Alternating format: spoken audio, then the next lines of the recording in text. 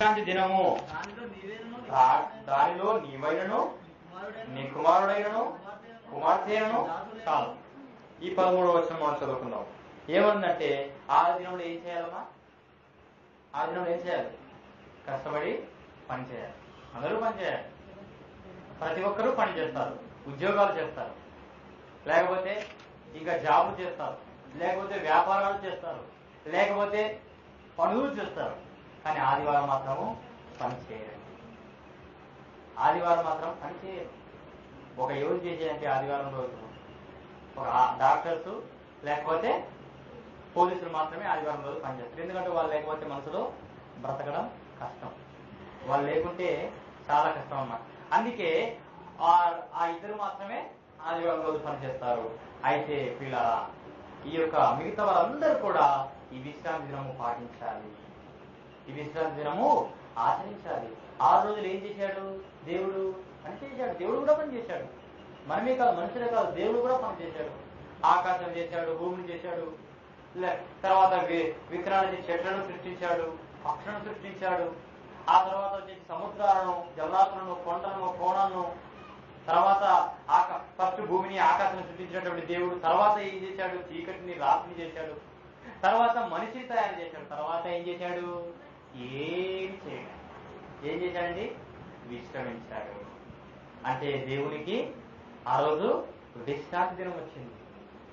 ఆదివారం పని చేశాడు దేవుడు, సోమవారం పని చేశాడు, శుక్రవారం వరకు దేవుడు పని చేశాడు. అయితే శనివారం రోజు దేవుడు విశ్రాంతి తీసుకున్నాడు. పని చేయలే ఆ రోజు. అందుకే నేను పని చేశాను 6 రోజులు, మీరు కూడా పని చేయాలి. ప్రతి రోజు పని చేయాలంటే ఎవరు కూడా చేయలేరండి. అసలు సెలవు అనేది లేకపోతే ఎవ్వరు కూడా పని చేయరు. నాకు కూడా ఆదివారం సెలవు లేదు. ఆదివారం నేను చేసేటువంటి డ్యూటీలో సెలవు ఉండదు, సెక్యూరిటీ కాబట్టి. అయితే నేను ప్రతి ఆదివారం చర్చికి వెళ్తా. కానీ ప్రతి ఆదివారం కూడా దేవుని మందిరానికి వెళ్తా, సెలవు తీసుకొని మరి. అయితే పిల్లరా, ఆ విధంగా ఒకవేళ నీవు వ్యాపారం చేస్తున్నప్పటికీ లేకపోతే పని చేస్తున్నప్పటికీ నీవు ఖచ్చితంగా ఆదివారం సెలవు తీసుకోవాలి. దేవుడి మందిరానికి నీవు వెళ్ళాలి. కేవలం ఇంటి దగ్గర కూర్చునేది కాదు గొప్ప. ఇంటి దగ్గర ఉండి తాగడము, తినడము అన్ని కాదు కావాల్సింది. ఆదివారం రోజు దేవుని పని చేయాలి, ప్రార్థన చేయాలి, పాటలు పాడాలి, వాక్యాన్ని వినాలి.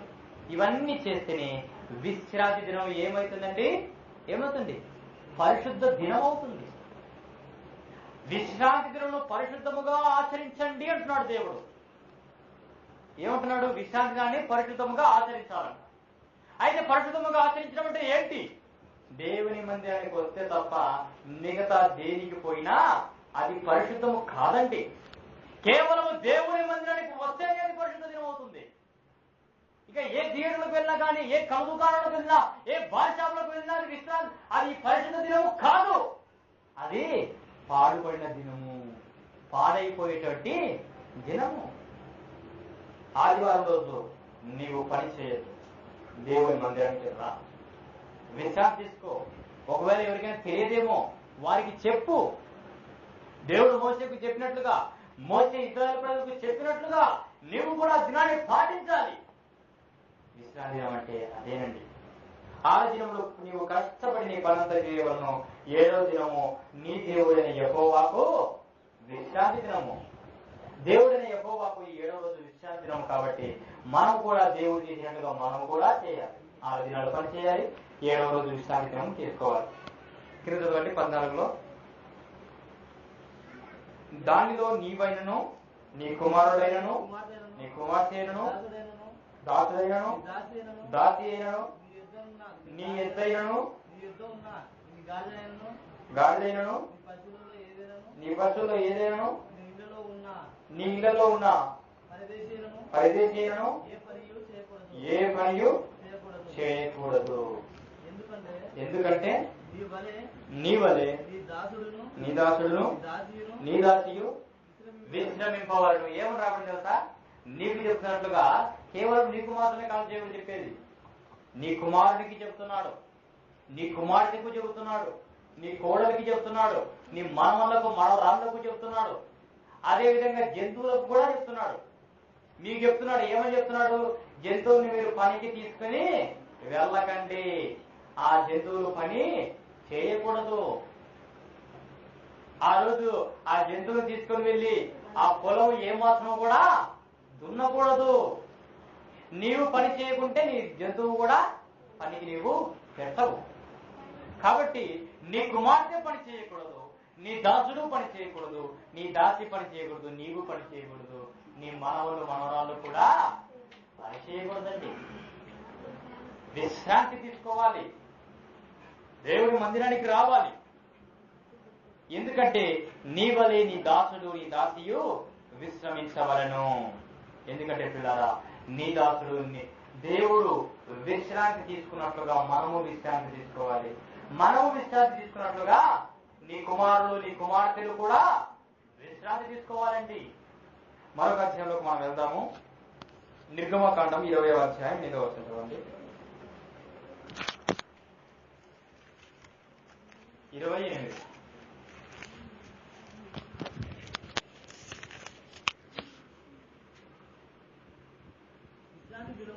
విశ్రాంతి దినమును పరిశుద్ధముగా ఆచరించుటకు జ్ఞానముంచుకున్నాము. ఇక్కడ ఏమని రాయబడిందంటే అదే మాటే రాయబడింది. అక్కడ ఇజ్రాయిల్ ప్రజలకి మోసే ఆ 10 ఆజ్ఞలు చెప్పాడు. ఆ 10 ఆజ్ఞల్లో ఇది ఒక ఆజ్ఞ కాబట్టి విశ్రాంతి దినం గురించి అక్కడక్కడ పొందించాడు. అయితే ఇక్కడ ఎవరు చెప్తున్నారు అంటే వీళ్ళ దేవుడే దిగి వచ్చి మోసేకు చెబుతున్నాడు. విశ్రాంతి దినమును పరిశుద్ధ దినముగా ఆచరించాలి. ఆ రోజు నీవు తాగి తందనాలు కాదు ఆడాల్సింది. ఆ రోజు నీవు చెడు సహవాసాలు కాదు చేయాల్సింది. నీ ఫ్రెండ్స్ ని తీసుకుని వెళ్ళి త్రాగడానికి కాదు దేవుడు నీకు విశ్రాంతి దినం నియమించింది. పిల్లారా, ఆ రోజు ఆటలు ఆడకూడదు. ఆ రోజు ఎటువంటి పని చేయకూడదు. దేవుడి పని మాత్రమే చేయాలి. దేవుడు మోసేకు చెప్పాడు, మోసే ఇజ్రాయేల్ ప్రజలకు చెప్పాడు. ఇంతకుముందు ద్వితీయోపదేశ కాలంలో మనం చదువుకున్నాము. ఆ ద్వితీయోపదేశ కాలంలో మోసే ఇజ్రాయేల్ ప్రజలకు చెప్పాడు. అయితే మోసేకు ఎందుకు తెలుసు ఆ మాటలు అంటే, మోసేకు ఎవరు చెప్పారండి? దేవుడు చెప్పాడు. దేవుడు మోసేకు చెప్పాడు, మోసే ఇజ్రాయేల్ ప్రజలకు చెప్పాడు. అయితే ఇజ్రాయేల్ ప్రజలు ఈ బైబిల్లో సృష్టించారు. అయితే ఈ బైబిల్ నాకు చెప్పింది, నేను మీకు చెబుతున్నాను. కాబట్టి విశ్రాంతి దినం అంటే చాలా పరిశుద్ధ దినము. అందుకే పిల్లారా, మీరు క్యాలెండర్ చూసినట్లయితే క్యాలెండర్ లో అన్ని దినాలు ఒక విధంగా ఉంటే ఆదివారం మాత్రమే రెడ్ గా పెడతారు, సపరేట్ గా పెడతారు. ఆదివారం మాత్రం తెలుసా? గమనించారు ఎప్పుడన్నా? అన్ని బ్లాక్ లో ఉంటే, అన్ని నల్ల రంగులో ఆ నెంబర్లు కానీ ఆ వారాలు కానీ అన్ని బ్లాక్ లో ఉంటే ఆదివారం మాత్రమే ఒక ప్రత్యేకమైన దినముగా పెడతారండి. అవునండి, మన దేశంలోనే కాదు ఇతర దేశాల్లో కూడా విశ్రాంతి దినాన్ని పాటిస్తూ ఉన్నారు. మన దేశంలోనే కాదు, మన దేశ గవర్నమెంటే కాదు, ఇతర దేశాల్లో గవర్నమెంట్ కూడా ఈ విశ్రాంతి దినాన్ని మీరు పాటించండి అన్నారు. దేవుడు చెప్పింది ప్రతి ఒక్కరూ పాటిస్తున్నారు అండి. నిజంగా దేవుడు ఎంత గొప్పవాడండి. మనం నిజంగా ఎంత గొప్ప దేవుడు నమ్ముకున్నాం. దేవుడు నిజంగా పిల్లారా, దేవుడు అందరికీ చెప్పాడండి. అయితే నిజంగా ఆదివారం క్రైస్తవులు దేవుడు ఏం చేస్తారు? ఆరాధిస్తారు. శుక్రవారము మసీదుకి వెళ్తారు, శనివారం గుడికి వెళ్తారు. కానీ ఈ 2 వారాలు ఏమాత్రం కూడా విశ్రాంతి దినం పాటించడం లేదు. కానీ ఆదివారం మాత్రమే విశ్రాంతి దినంగా ప్రకటించబడింది. ఎందుకంటే ఇది దేవుడు చెప్పాడు, సృష్టికర్త చెప్పాడు కాబట్టి, మన దేవుడు గొప్పవాడు కాబట్టి, ఆయన నామం ఎంతో బలమైనది కాబట్టి ఆయన చెప్పింది మనం చేయాలి. అయితే పిల్లారా, ఆయన చెప్పాడు, మోసే పాటించాడు. మోసే చెప్పాడు, ఇజ్రాయేలు ప్రజలు చాలా మంది పాటించారు. అయితే మనము కూడా పాటిస్తూ ఉన్నాం. ఒకవేళ ఎవరైనా పాటించలేకపోతే నీ వెళ్ళి చెప్పు, అమ్మా ఈరోజు విశ్రాంతి దినమమ్మా, నువ్వు ఈరోజు ఏ పని చేయకూడదమ్మా, వ్యాపారాలకు వెళ్ళకూడదు, పనులకు వెళ్ళకూడదు, ఇంకా ఏ జాబ్ కానీ ఏ వర్క్ కానీ ఏ ఉద్యోగం కూడా చేయకూడదమ్మా. ఈ రోజు దేవుడు నీకు నాకు మీకు మాకు ప్రపంచంలో ఉన్న ప్రతి ఒక్కరికి ఈ యొక్క విశ్రాంతి దినం పెట్టాడమ్మా అని నీవు ఇతరులకు చెప్పాలి. మోసే చెప్పాడు అలాగా, నువ్వు చెప్పలేవా? చెప్పాలండి. మోసే ఒక నత్తివాడు, ఆయనను కూడా చెప్పాడు. ఇవన్నీ నువ్వు ప్రకటించంటే నేను ఎలా చెప్పగలనయ్యా, నాకు చదువు లేదే, ఇదిగో నేను నత్తివాడినే, నాకు మాటలు సరిగా లేవే అన్నాడు. అయితే దేవుడు ఆ మోసేకు మాటలు ఇచ్చాడండి. నీవు ఒకవేళ చెప్పలేకపోతున్నావేమో ప్రార్థన చేయి, నువ్వు చెప్పగలుగుతావు. ఇది కూడా ఒక రకమైన సువార్తే. నీవు ఒకవేళ చెప్పలేకపోతున్నావో దేవుడు అడుగు, దేవా నేను కూడా ఇటువంటి వార్త ఇతరులకు ప్రకటించాలి ప్రభు అని నీవు కూడా చెప్పు. దేవుడు నిన్ను చెప్పేలాగా చేస్తాడండి. అయితే మరొక విషయంలోకి మనం వెళ్దాము.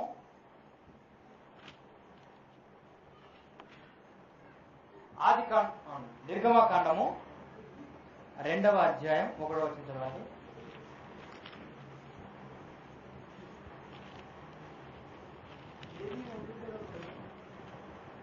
లేవి వంశం కాదు, ఆదికాండం 2:1.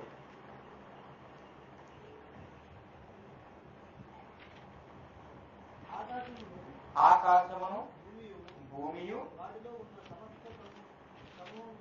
వాటిలో ఉన్న సమస్త సమూహమును సంపూర్తి చేయబడను. దేవుడు తాను చేసిన తన పని 7వ దినములోగా సంపూర్తి చేసి తాను చేసిన తన పని అంతటి నుండి 7వ దినమున విశ్రమించెను.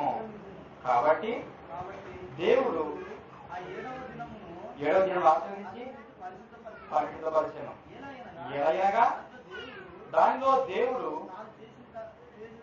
తాను చేసినట్టు సృజించినట్టు తన పని అంతటి నుండి విశ్రమించెను. చూసారా, అక్కడ ఏం చేశాడు? అక్కడ దేవుడు మోసేకి చెప్పాడు. కానీ ఎవరైనా కానీ ఒకరికి చెప్పాలి అంటే ఆ చెప్పే వాళ్ళు పాటించాలి. పాటించాలి అవుతామా? పాటించాలి. ఒక త్రాగబోతుడానికి నువ్వు త్రాగవద్దురా అనేటువంటి వాడు, నువ్వు త్రాగవద్దు అనేటువంటి వాడు, ఆ చెప్పేవాడు ఏమై ఉండాలి? ఎటువంటి వాడై ఉండాలండి? త్రాగని వాడై ఉండాలి. ఒక పాపం వేసేవాడిని నువ్వు పాపం చెయ్యకురా అని చెప్పేటువంటి వాడు ఏమై ఉండాలి? అతడు నీతిమంతుడై ఉండాలి. అదేవిధంగా విశ్రాంతిని ఆచరించురా అని ఇతరులకు చెప్పేటువంటి వాడు ఏం చేయాలి? చెప్పేవాడు విశ్రాంతి దినాన్ని ఆచరించాలి. ఏ విధంగా ఆచరించాలి? అతను పరిశుద్ధ దినముగా ఆచరించాలి. మరి పరిశుద్ధ దినముగా ఆచరించాలి. అయితే మరి దేవుడు చెబితే సరిపోతుందా? మరి దేవుడు చేయనక్కర్లేదా? దేవుడు కూడా చేశాడండి. ఏం చేశాడంట? ఆకాశమును భూమియు వాటిలో ఉన్న సమస్త సమూహమును ఏం చేశాడు? సంపూర్తి చేయబడను చేశాడు దేవుడు. ఆకాశము పైన ఏముంటుంది? ఆకాశం ఉంటుంది. కింద ఏముంటుంది? భూమి ఉంటుంది. అయితే ఈ ఆకాశాన్ని భూమిని ఏం చేశాడు? దేవుడు సృష్టించాడు. ఏం లేదు, మొట్టమొదటి ఆదికాలంలో ఏం లేదు, అంత చీకటే ఉండేది. అయితే దేవుడు ఏం చేశాడు? మొదటి రోజు ఆకాశాన్ని భూమిని సృష్టించాడు, తర్వాత వెలుగు చేశాడు. ఈ విధంగా 6 రోజులు దేవుడు జంతువులను పక్షులను వాటిని వీటిని తయారు చేసి 6 రోజులు ఏం చేశాడు? దేవుడే చెప్తున్నాడు. దేవుడి గురించి రాయబడింది. ఇక్కడ దేవుడు చేసిన పని గురించి రాయబడింది. అక్కడ దేవుడు చెప్పిన దాని గురించి రాయబడింది. అక్కడ మోసే ఇశ్రాయేలు ప్రజలకు చెప్పిన దాని గురించి రాయబడింది. అయితే ఇక్కడ ఏమని రాయబడింది? దేవుడు చేసిన దాని గురించి రాయబడింది. అయితే ఎవరైనా ఒకరికి చెప్పాలి అంటే ఆ ఒకడు ఏమై ఉండాలి? వాటిని పాటించిన వాడై ఉండాలి. మోసే పాటించాడు, చెప్పాడు. దేవుడు పాటించాడు, మోసేకు చెప్పాడు. అయితే ఈ 3వ వచనం 2వ వచనంలో 2:2లో దేవుడు తాను చేసిన తన పని 7వ దినములోగా సంపూర్తి చేసి తాను చేసిన తన పని అంతటి నుండి 7వ దినము విశ్రమించాను. పిల్లరా, ఈరోజు పని 6 రోజులు పనిచేసి 7వ రోజు విశ్రాంతి తీసుకుంటున్నాం. అయితే ఇంతకుముందు ఏ విధంగా ఉండేదంటే పిల్లరా, ఎప్పుడు కూడా పని ఉండేదన్నమాట.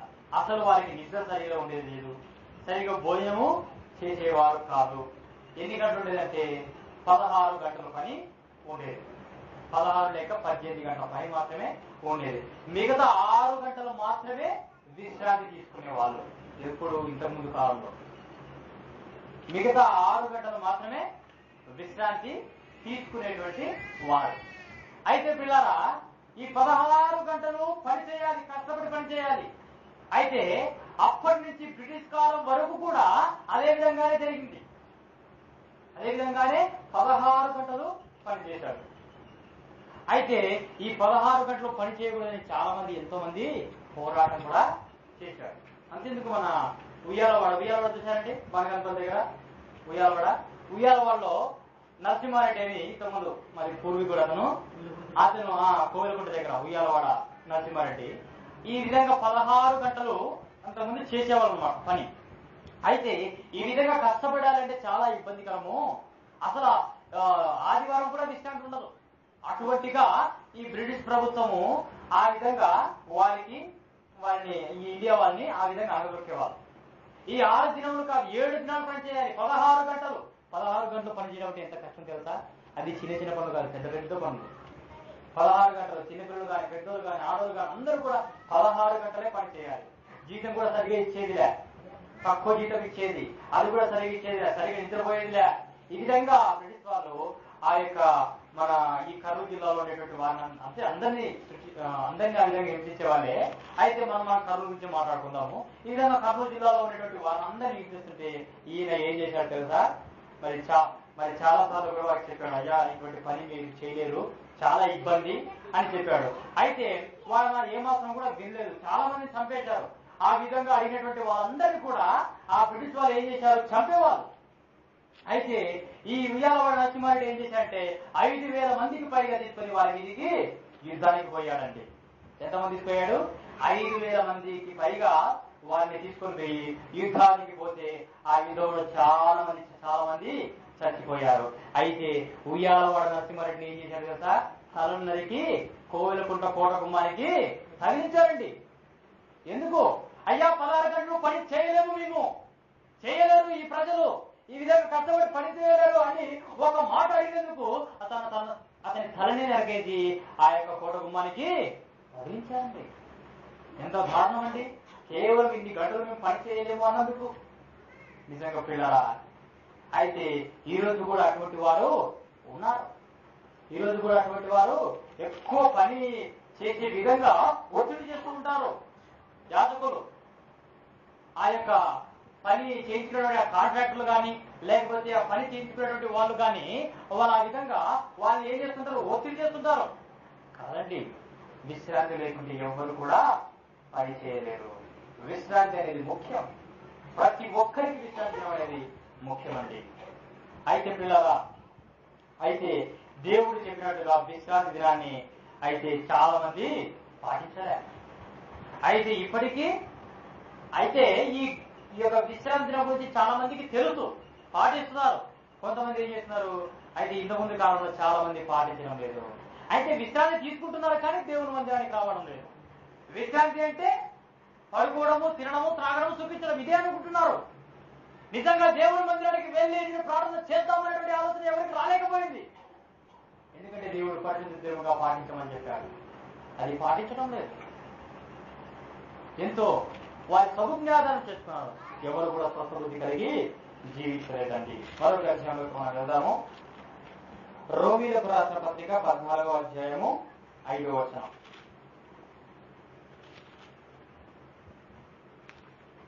రోమీలకు రాసిన పత్రిక 14వ అధ్యాయం 5వ వచనం చదవండి.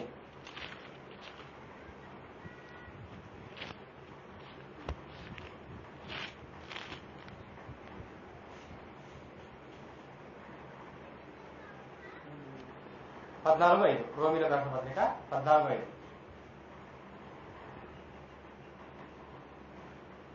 ఏంటి? కొత్త నిబంధనలో 143వ పేజీ, కొత్త నిబంధన గ్రంథంలో 143వ పేజీ. ఎప్పుడైనా కానీ మీరు బైబిల్ చదివేటప్పుడు ఏది ముఖ్యంగా జ్ఞాపకం చేసుకోవాలంటే, పత్రికలు అన్నప్పుడు మాత్రమే కొత్త నిబంధన చేయాలి. పత్రికలు, సువార్తలు అన్నప్పుడు కొత్త నిబంధనలో ఈ పత్రికలు, సువార్తలు ఉంటాయని మీరు జ్ఞాపకం చేసుకున్నట్లయితే మీరు ఖచ్చితంగా కొత్త నిబంధన తీస్తారు. 14:5. అయితే ఇంకా మిగతావన్నీ కూడా పాత నిబంధనలో ఉంటాయి. కొత్త నిబంధనలో కేవలం పత్రికలు, సువార్తలు మాత్రమే ఉంటాయి, మిగతావన్నీ ఎక్కడ ఉంటాయి? పాత నిబంధనలు ఉంటాయి. కాబట్టి ఈ పత్రికలు సువార్తలు ఒకటి జ్ఞాపకం చేసుకోండి. కొత్త నిబంధనలు చేస్తాం, మిగతా వాళ్ళు చెప్పినప్పుడు పాత నిబంధనలు తీస్తారు. చదవండి 14:5. ఒకడు ఒక దినము కంటే మరి ఒక దినము మంచి దినమని ఎంచుతున్నాడు. మరి ఒకడు ప్రతి దినము సమానంగా ఎంచుతున్నాడు. ప్రతివాడు తమ మట్టుకు తానే తన మనసులో రూఢిపరుచుకోవాలని దినము లక్ష్య పెట్టేవాడు ప్రభువు కోసమే లక్ష్య పెట్టుతున్నాడు. తినువాడు దేవునికి కృతజ్ఞతలతో చెల్లిస్తున్నాడు కనుక ప్రభు కోసమే తినిస్తున్నాడు. తిని త్రాగువాడు ప్రభు కోసం తిని త్రాగుమని దేవునికి కృతజ్ఞతలతో చెల్లిస్తున్నాడు. మనలో ఎవడును తన కోసమే బ్రతకడు, ఎవడును తన కోసమే చనిపోడు. మనం బ్రతికినను ప్రభు కోసం బ్రతుకుతున్నాం. చాలు. ఇక్కడ ఏమని రాయబడిందంటే 14:5లో ఒకడు ఒక దినము కంటే మరి ఒక దినం మంచిదని ఎంచుతున్నాడు. ఏమట? ఒకడు ఒక దినము కంటే మరి ఒక దినము మంచిదని ఎంచుతున్నాడు. మరి ఒకడు ఏమనుకుంటున్నాడంట? అన్ని దినములు సమానమే అని అనుకుంటున్నాడంట. అయితే పిల్లరా, అన్ని దినములు సమానమే. ఒకవేళ నీవు విశ్రాంతి తీసుకోవాలి అనుకుంటే దేవుడు ఇక్కడ ఏమంటున్నాడంటే, ఎవరైనా మంచిది ప్రతివాడు తన మట్టుకు తానే తన మనస్సులో రూఢిపరుచుకున్న వాళ్ళను మీరు ఏం చేయాలంటే 6 రోజులు పనిచేసి 7వ రోజు విశ్రాంతి తీసుకోవాలి అని అనుకునేటువంటి వాళ్ళు ఏ దినమైనా విశ్రాంతి తీసుకోవచ్చు. అంటే ఇంటిలో విశ్రాంతి, అది ఇంటిలో 6 రోజులు పని చేసినాడబ్బా, నేను ఇంకా చాలు, నేను ఇంకా ఈ రోజు నేను విశ్రాంతి తీసుకుంటామనేటువంటి వాళ్ళు ఏ రోజైనా విశ్రాంతి తీసుకోవచ్చు. కానీ ఆదివారం మాత్రం మందిరానికి ఖచ్చితంగా రావాలి. మిగతా వారాలు విశ్రాంతి తీసుకోవాలనుకుంటే తీసుకో. ఒకడు ఏమనుకుంటాడంట, ఒక దినము కంటే మరి ఒక దినము శ్రేష్టమని ఒకడు అనుకుంటాడు. మరి ఒకడు ఏమనుకుంటాడు, అన్ని దినములు ఒకటే అనుకుంటాడు. అయితే అన్ని దినములు ఒకటే అనుకున్నవాడు అన్ని దినములు పని చేయకూడదు, ఏదో ఒకటి విశ్రాంతి తీసుకోవాలి. అది దేవుడు నీకోసమే చెప్తున్నాడు. అయితే ఆదివారం రోజు మాత్రము విశ్రాంతి తీసుకునేటువంటి వాడు ఖచ్చితంగా దేవుని మందిరానికి రావాలి. ఖచ్చితంగా దేవుని మందిరానికి రావాలి. అయితే పిల్లరా, చాలా మంది ఏమనుకుంటారంటే విశ్రాంతి దినము కంటే మరి ఒక దినము గొప్పవిగా ఉన్నాయని అనుకుంటారు. ఎన్ని దినాలు మంచివిగా ఉన్నా కానీ విశ్రాంతి దినము కంటే మంచిది ఏది కూడా లేదు. అన్ని పండుగల కంటే అన్ని వాటికంటే అన్నిటికంటే ఏది శ్రేష్టమైనది అంటే విశ్రాంతి దినమే శ్రేష్టమైనది. ఎందుకంటే మిగతా వాటిని దేవుడు ఎప్పుడు కూడా చెప్పలేదు. క్రిస్మస్ కానీ, లేకపోతే జనవరి 1 కానీ, లేకపోతే ఇంకా ఏ పండుగలైనా కానీ, లేకపోతే శుక్రవారాలు కానీ, శనివారాలు కానీ, బుధవారం జరిగేటువంటి స్త్రీల కూడిక కానీ, లేకపోతే ఓల్ నైట్ ప్రేయర్ కానీ, ఇవి వీటన్నిటినీ దేవుడు చెప్పలేదు. అయితే దేవుడు ఏది ముఖ్యంగా చెప్పాడు? విశ్రాంతి దినం గురించే చెప్పాడు. అయితే మనము మామూలుగా బుధవారం అంటే మనం దేవుణ్ణి ఆ రోజు దేవునికి ప్రార్థించాలని మనం ప్రార్థనలు పెట్టుకుంటాం. అయితే ఇవన్నీ కూడా దేవుడు ఏమాత్రం కూడా చెప్పలేదు. మన విశ్వాసం కొద్ది మనము పెట్టుకుంటున్నాము. బుధవారం స్త్రీల కూడిక, లేకపోతే శనివారం స్తుతి కూడిక, లేకపోతే ఆ నెలలో 2వ శనివారము 3వ శనివారము మనం ఆన్లైన్ ప్రార్థన పెట్టుకుంటున్నాం. ఎందు నిమిత్తం పెట్టుకుంటున్నాము? మన విశ్వాసాన్ని బట్టి మనము పెట్టుకుంటున్నాం దేవుని స్తోత్రం. అయితే ఈ విశ్రాంతి దినం గురించి మాత్రం దేవుడు చెప్పాడు. వీటన్నిటికంటే ఏది శ్రేష్టము? ఏది శ్రేష్టం అండి? ఆన్లైన్ ప్రేయర్ కన్నా, శుక్రవారం ఉపవాస ప్రార్థన కంటే, బుధవారం స్త్రీల కూడిక కంటే, లేకపోతే గురువారం యవనస్తుల కూడిక కంటే, లేకపోతే శనివారం స్తుతి ప్రార్థన కంటే ఏది దేవుడు ముఖ్యంగా చెప్పాడంటే పరిశుద్ధ దినం గురించే చెప్పాడు. విశ్రాంతి దినం గురించి దేవుడు గొప్పగా చెప్పాడు. విశ్రాంతి దినము ఆచరించండి అనేటువంటిది ఒక ఆజ్ఞ. ఆ ఆజ్ఞని పాటించాలి. దేవుడు అంటున్నాడు, ఆజ్ఞ అతిక్రమమే పాపం. ఒకవేళ నీవు స్త్రీల కూడిక పెట్టకపోయినా, ఒకవేళ నీవు యవనస్తుల కూడిక పెట్టకపోయినా దేవుడు అడగదు. కానీ విశ్రాంతి దినం జరగకపోతే దేవుడు ఖచ్చితంగా నేను అడుగుతాడండి. ఒకవేళ సమస్యల కొలది నీవు శుక్రవారం ప్రార్థన జరుపుకోలేకపోతున్నావేమో, సమస్యలు వచ్చి నీవు శనివారం స్తుతి కూడా స్తుతికుడిగా ప్రార్థన పెట్టలేకపోతున్నాము. అయితే వీటన్నిటి పెట్టకపోతే దేవుడు అడగడు. కానీ ఏం జరుగుతాడంటే విశ్రాంతి దినం పెట్టకపోతే మాత్రము దేవుడు ఖచ్చితంగా అడుగుతాడు. ఎక్కడైనా కానీ మరి ఏ ప్రార్థన కొన్ని చోట్ల మరి ఆన్లైన్ ప్రార్థనలో ఉండవు, కొన్ని చోట్ల స్త్రీల కూడికలో ఉండవు, కొన్ని చోట్ల స్తుతి ప్రార్థనలో ఉండవు. కానీ ప్రతి ఒక్కరి దగ్గర ప్రతి ఒక్క మందిరంలో ఏది ఉంటుంది తెలుసా? విశ్రాంతి దినం ఉంటుందండి. ఇది దేవుడు నీకు నా కోసము నియమించినటువంటి దినం. అయితే పిల్లరా, వీటన్నిటికంటే ఈ పండగల కంటే, జనవరి 1 కంటే, లేకపోతే క్రిస్మస్ కంటే ముఖ్యంగా ఏది అంటే విశ్రాంతి దినమే. ఇలా దేవుడు మనకు ఇది గొప్ప ఆజ్ఞ ఇచ్చాడండి. అయితే దీన్ని మనం పాటించాలి. పండగలు వస్తుంటాయి, సంవత్సరానికి ఒకసారి వస్తుంటాయి. అయితే లేకపోతే వివాహ కార్యక్రమాలు వస్తుంటాయి, బర్త్డే ఫంక్షన్లు వస్తూ ఉంటాయి. క్రిస్మస్ పండుగ వస్తుంది. క్రిస్మస్ పండుగ ఎప్పుడు వస్తుందండి? ఎప్పుడెప్పుడు వస్తుంది? సంవత్సరానికి ఒకసారి వస్తుంది. అయితే ఆ పరిశుద్ధ దినం మాత్రము ప్రతి వారం వస్తుంది. అంటే మనం ఏం చేయాలి? ప్రతి సంవత్సరం పండుగ జరుపుకునే దానికంటే ఆదివారం మన పండుగ జరుపుకోవాలి. ఆదివారం మనకు పండగే. ఎవరికి దేవుడు ఇటువంటి నియమం పెట్టలేదు. ఆదివారం మీరు వెళ్ళి ప్రార్థన చేయండి, ఆదివారం రోజు మీరు విశ్రాంతి తీసుకోండి, దేవుడి మందిరానికి వెళ్ళి ఆరాధించండి అని క్రైస్తవులకు మాత్రమే దేవుడు నియమించాడండి. అయితే అందరూ కూడా రావచ్చు ప్రార్థనకు. అయితే దేవుడు నమ్మిన వారందరికీ నియమించాడు. అయితే ఈ ప్రార్థనకు అందరూ కూడా రావచ్చు. దేవుడికి స్తోత్రం, హల్లెలూయా. అందరూ రావాలి. నిజంగా ప్రియులారా, విశ్రాంతి దినం అంటే దేవుడు ఇచ్చినటువంటి ఒక ఆజ్ఞ. అది నువ్వు పాటించలేకపోతే నువ్వు పాపం చేసిన వాడుగా ఉంటావు. అది నువ్వు పాటించలేకపోతే ఆజ్ఞ అతిక్రమమే పాపం అని దేవుడు అంటున్నాడు. అయితే ఈ దేవుడు ఇచ్చినటువంటి ఈ 10 ఆజ్ఞల్లో ఇది కూడా ఒక ఆజ్ఞే. ఇది పాటించలేకపోతే వ్యర్థం. నిజంగా పిల్లరా, చాలా మందికి మరి సంవత్సరానికి ఒకసారి పండుగ వస్తుంది. కానీ మనకు మాత్రము ప్రతి వారం పండగే. ప్రతి వారము ప్రార్థన చేస్తూ ఉంటాము, ప్రతి వారము ఆరాధన చేస్తూ ఉంటాం, ప్రతి వారము వాక్యాన్ని వింటున్నాం. నిజంగా ఎక్కడ దొరకాలండి ఇటువంటి భాగ్యం? మనకు ఎక్కడ దొరకాలండి ఇటువంటి భాగ్యము? ఈరోజు చూడండి, ఎక్కడ చూసినా సెలవులే, బ్యాంకులు బంద్, లేకపోతే ఇంకా ఆఫీసులు బంద్, గవర్నమెంట్ జాబ్ కానీ ఏది కానీ అన్ని కూడా బంద్. ఎందుకు? దేవుడు నియమించేటువంటి విశ్రాంతి దినము. కానీ ఆ బ్యాంకులు బంద్ చేసేవాళ్ళు, లేకపోతే ఆ హోటల్ బంద్ చేసేవాళ్ళు, లేకపోతే అంగళ్ళు బంద్ చేసేవాళ్ళు తిరుగుతారు, త్రాగుతారు, చూపిస్తారు. కానీ దేవుడు నమ్మినటువంటి వాళ్ళు దేవుని ఆరాధించాలనే మందిరానికి వస్తారండి. అయితే మరొక విషయంలోకి మనం వెళ్దాము. రోమర్ చదివారు కదా,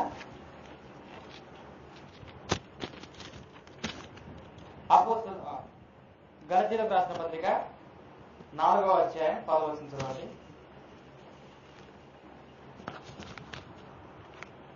4:10 మీరు దినములను, మాసములను, ఉత్సవ కాలములను, సంవత్సరములను ఆచరిస్తున్నారు. ఈ విషయమై నేను పడిన కష్టము వ్యర్థమే, పోనేమో అని మిమ్మల్ని గురించి భయపడుతున్నాను. సహోదరులారా, నేను మీ వంటి వాడిని. చాలు. ఇక్కడ ఏమంటున్నారంటే గడిచిన రాష్ట్ర పత్రికలో దినములు, సంవత్సరములు, ఉత్సవములు అన్ని కూడా ఆచరిస్తారంట. ఈరోజు అమావాస్య, బయటికి వెళ్ళకూడదు. ఈరోజు సూర్యగ్రహణము, బయటికి వెళ్ళకూడదు. బయటికి వెళ్తే ఏదైనా అవుతుంది. ఒక తుమ్మినాడు, వెళ్ళకూడదు వేరే ఊరికి. తుమ్మితే ఏదో ఒకటి జరుగుతుంది అటువంటిది. లేకపోతే దగ్గినా అపనమ్మకమే, తుమ్మినా అపనమ్మకమే. ఏదో జరుగుతుందేమో, ఏదో జరుగుతుందని మనసులో అనుకుంటే ఏదో ఒకటి జరుగుతుంది, ఏదో ఒకటి జరుగుతుంది. బైక్ నడిపేవాడు కానీ, లేకపోతే కారు నడిపేవాడు కానీ ఏదైనా జరుగుతుందేమో అన్న భయంతో పోతే గుర్తేస్తాడు దేనికోవడానికి. అవునా కదా? ఏదైనా జరుగుతుందేమో, భయం వేస్తుంది, నాకు భయం వేస్తుంది అని అనుకున్నాను అనుకో, ఆ చేతులు ఏమైపోతాయి? కదులుతాయి. కదిలి ఏం చేస్తుంది? ఒకదానిలో పోవాల్సింది ఒకదానిలో పోయి కింద పడిపోతాడు. కాబట్టి మన హృదయంలో ఏది కూడా పెట్టుకోకూడదండి. అపనమ్మకాలు, మూఢనమ్మకాలు ఏది కూడా పెట్టుకోకూడదు. కానీ చాలా మంది ఏం చేస్తారు? పెట్టుకుంటారు. అయితే పిల్లరా, విశ్రాంతి దినం అనేది ఏ విధంగా పాటించాలంటే, చాలా మంది విశ్రాంతి దినము మరి పాటించేటువంటి వాళ్ళు ఏం చేస్తారంటే మంచి మంచి మరి వేటకెళ్తారు. శనివారం రోజు వేటకెళ్తారు. పొద్దున్నే మరి ఆ వేటలో ఏది పడితే అది తిరిగి వస్తారు ఆరాధనకి. కాదండి, ముసలు పట్టుకోవడము, లేకపోతే పులుగు పట్టుకోవడము, సింహాలు పట్టుకోవడము, లేకపోతే కుక్కలు పట్టుకొని వస్తుంటారు. అయితే పిల్లరా, అయితే వేటకు పోవడం తప్పేం కాదండి. అయితే ఆదివారం రోజు పోతుంటారు. అయితే శనివారం రోజు పోయినటువంటి వాళ్ళు శనివారం రోజు పోవచ్చు కొండి. అయితే ఏం చేస్తారు, పొద్దునే బాగా కడుపు నిండా ముక్కలన్నీ తిని వస్తారండి. కాదండి, అది విశ్రాంతి దినం కాదు, అది అపవిత్ర దినం అవుతుంది. బాగా కక్కలు ముక్కలు బాగా తిని లేకపోతే అది ఇది తాగి వస్తారండి. కాదండి, అది కాదు చేయాల్సింది. ఒక అతను ఏం చేశాడంటే అతనికి ముసలి పడింది. ఏమైందండి, ముసలి పడింది. ఆ ముసలి శనివారం రోజు వేట పోయినారు. అయితే ఆ రోజు ముసలి పడింది. ముసలి పడితే ఆ ముసలి బాగా మరి ఆదివారం పొద్దున్నే బాగా చేసుకుని వాటన్నిటిని తిని వచ్చాడు. అయితే అతనికి ఏం జరిగింది తెలుసా, కడుపు వచ్చింది. కడుపు నొప్పి, భయంకరమైన కడుపు నొప్పి. బాగా అబ్బా ముసలి ఎప్పుడు పడలేదు, ఈరోజు పడింది అనుకుని అతను ఏం చేశాడంటే ముసలి రావడానికి ఒక పని ఆలోచించాడు. ఏం చేశాడు, కుక్కను చంపేశాడు. ఒక కుక్కను చంపేసి ఆ కుక్క పొట్టని కోసి అందులోకి సున్నపు గడ్డలు ఉంటాయి కదా, ఆ సున్నపు గడ్డలు ఆ కడుపులోకి వేసి పొట్టగుట్టి ఆ కుక్కని ఆ నీటిలో వేశాడంట. నీటిలో వేస్తే ఆ కుక్కని మొసలు వచ్చి తినింది. తిన్న తర్వాత ఆ కడుపులో ఉన్న సున్నపుండ్లు ఏమైతాయండి, ఏమైతే ఆ ముసలి కడుపులోకి పోయి ఆ వేడికి తట్టుకోలేక ఏమైపోతుంది, ముసలి చచ్చిపోతుంది. చూసా ఎంత ఆలోచన చేస్తుంది. అయితే అటువంటి ఆరాధనలో మాత్రము ఉండదు. అరే ఈరోజు దేవుని దినము కదా, వెళ్దాము మందిరానికి వెళ్దామనేటువంటి ఆలోచన ఉండదు. శనివారం రోజు మరి క్రైస్తవుడే ముసలి పట్టుకొని వచ్చి ఆదివారం బాగా తిని మందిరానికి వస్తే అతనికి ఏం జరిగింది, కడుపు నొప్పి వచ్చేసింది. పిల్లరా జాగ్రత్త, దేవుని మందిరాన్ని పాటించేటువంటి వాళ్ళు కక్కా ముక్క తిని రాకండి. దేవుడు మీకు కీడు కలుగు చేస్తాడు, మేలు కలుగు చేయడు. చికెన్ తింటారు, మటన్ తింటారు, అవి తింటారు, ఇవి తింటారు, అన్ని రకరకాలు తినేసి పిల్లరా మందిరానికి వస్తుంటారు. నీకు అంతగా ఆకలిపోతుంటే, మరీ తట్టుకోలేకపోతుంటే, ప్రాణం పోయేంతగా ఉంటే ఏదో టిఫిన్ చేసినా కానీ మరీ కక్కలు ముక్కలు తిని వచ్చారంటే నిజంగా అది అపవిత్రం అవుతుందండి. అంటే ఆ రోజు నువ్వు ఏం చేశావంటే ఆ రోజు నరహత్య చేసి, ఆ రోజు నువ్వు హత్య చేసి వచ్చావు. ఒక జీవిని చంపివేసి నీవు వాటిని తిని వచ్చావు. అయితే పిల్లరా, అది నువ్వు చేయకూడదు విశ్రాంతి దినం అంటే. కాబట్టి ఈ గలతీయులకు రాసిన పత్రికల్లో దినములు, ఉత్సవములు, మరి అమావాస్యలు అవన్నీ ఏమాత్రం కూడా పాటించకూడదండి. అవన్నీ పాటించారు అంటే నిజంగా దేవుడు ఏమంటున్నాడంట, మిమ్మల్ని చూసి నేను భయపడుతున్నాను, వీటన్నిటిని పాటించి మరి నాకు ఏమైనా కీడు చేస్తారేమో అని అక్కడ గలతీయుల పత్రికలో వ్రాశాడండి. చివరి వచనం మనం చదువుకొని ముగించుకుందాము. అపోస్తుల కార్యములు 20వ అధ్యాయము 7వ వచనం చదవండి. అపోస్తుల కార్యం 20వ అధ్యాయం. ఆదివారమున మేము రొట్టె విరుచుటకు పౌలు మరునాడు వెలనయుండి వారితో ప్రసంగించి అర్ధరాత్రి వరకు విస్తరించి మాట్లాడుచుండెను. నీవు కూడి ఉన్న చాలు. చూడండి, స్పష్టంగా రాయబడింది. ఏమని రాయబడిందండి ఇక్కడ? ఆదివారమున ఏం చేశారండి? ఆదివారమున పౌలు వారి యొక్క మరి ఆయన దగ్గర ఉన్నటువంటి వారందరూ కూడా ఆదివారం ఏం చేశారంటే రొట్టె విరిచారు. రొట్టె విరిచి మరి ఆ రోజు వాళ్ళు ఏం చేస్తున్నారు, మళ్ళీ బల్ల తీసుకున్నారండి.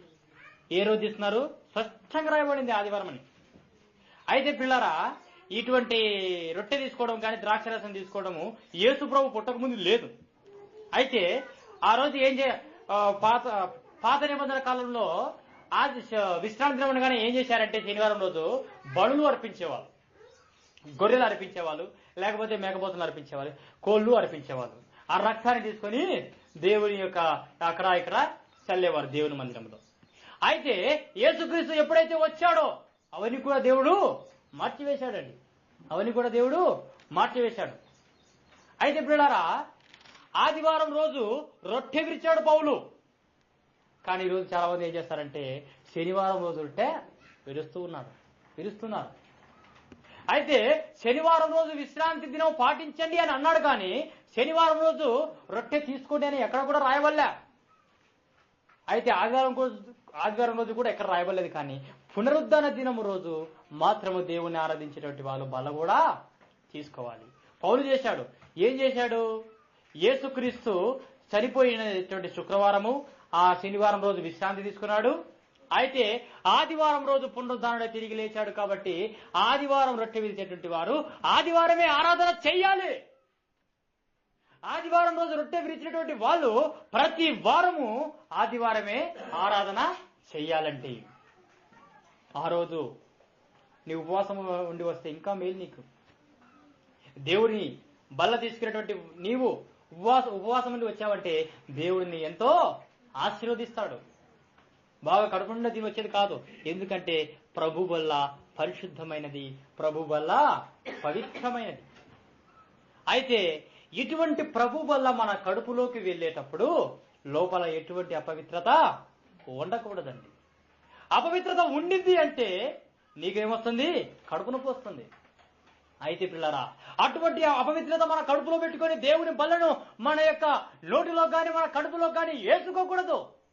ఆదివారం విశ్రాంతి దినము, పరిశుద్ధ దినము, ఇది ఒక పండుగ, ఇది ఒక మంచి దినము, దేవుడు ఇచ్చినటువంటి ఆజ్ఞ ఇది. అయితే ఇటువంటి ఆజ్ఞ దేవుడు నీకు ఇచ్చాడు. అయితే నువ్వు పాటిస్తున్నావా?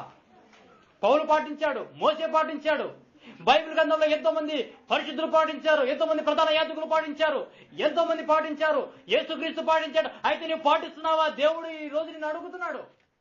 పాటించాలండి. పాటించలేకపోతున్నారు. ఆదివారం అనగానే తినటము, త్రాగడము, సుఖించడము, పడుకోవడము, నిద్రపోవడము, సినిమాలకు వెళ్ళడము, అక్కడికి వెళ్ళడము, ఇక్కడికి వెళ్ళడము, చెడు సహవాసము చేయడము, ఫ్రెండ్స్తో కలిసి దూరంగా వెళ్ళి మరి త్రాగడము, ఇదే అనుకుంటున్నారు ఆదివారం అంటే. ఇది కాదండి. ఇది కాదు నిజమైనటువంటి ఆరాధన అంటే. ఇది కాదు పరిశుద్ధ దినము అంటే. ఏ విధంగా పాటించాలి నువ్వు పరిశుద్ధ దినము? విశ్రాంతి దినం అంటే పడుకోవడం కాదు. విశ్రాంతి దినం అంటే త్రాగడము కాదు. విశ్రాంతి దినం అంటే దేవుని మందిరానికి వచ్చి నీవు దేవుడిని ఆరాధించాలి. నీ పని చేసుకున్నావు. ఎన్ని రోజులు చేసుకున్నావు పని? 6 రోజులు చేసుకున్నావు. మళ్ళీ 7ో రోజు ఏం చేయాలి? నీ పని చేసుకోకూడదు, దేవుని పని చేయాలి. పౌలు రొట్టె విరిచాడు. అయితే శనివారం రొట్టె విరచలేదు.